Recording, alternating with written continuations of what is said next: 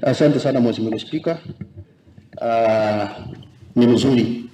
Nilikuwa nataka kupinga hii sikuje kwa sababu maneno ya usalama ni pande ya national government, lakini kwa sababu uliruhusu wacha tuongee. Na ninataka tu ku limit myself kwa hiyo maneno hiyo mufile muso ni nani alimufu Mheshimiwa Ondari kwamba ni nini polisi aina ya jeshi huu wameletwa hapa Kisii. And nataka iwekwe chini na hata watu wa waandishi wa habari wako hapa. Hapo bereni katika mji wetu wa Kisii kumekuwa na visa vya utovu wa usalama. Makundi mawili wakipigana vijana hapa, hatukujua ni akina nani, mpaka kuna kijana mmoja aliuawa kwa sababu ya hiyo vita. Pia ujambazi imekuwa juu sana. Watu huko kwangu, watu walipigwa marisasi.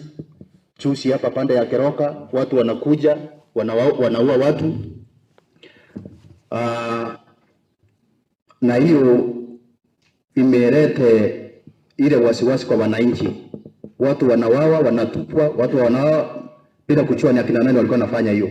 Sasa juzi last week governor wa Kisii County mwenyewe katika stadium akiwa na vijana aina ya vijana 10,000 waandishi wa habari walikuwa huko, alizungumzia hiyo maneno, akaambia Kindiki eti polisi wanahusika katika maneno ya urithi, akaambia county commander, akaambia na county commissioner wafanye kitu.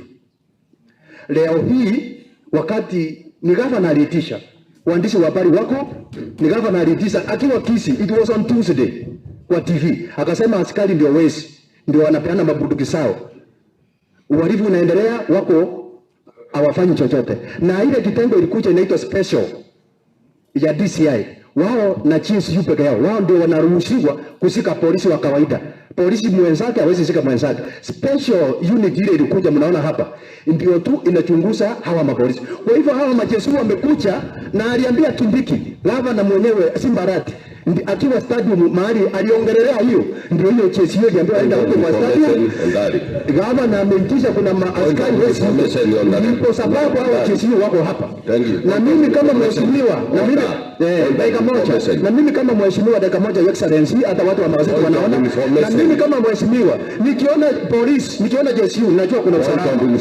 Kwa hivyo na maneno ya usalama tusilete hapa kwa assembly, wacha tuongee maneno ya madawa, wacha tuongee maneno ya maneno ya madawa, tuongee maneno ya barabara, tuongee maneno ya budget, pesa ya account ya assembly irudi national government, tufanyie watu wetu kazi, tuachane na maneno ya usalama.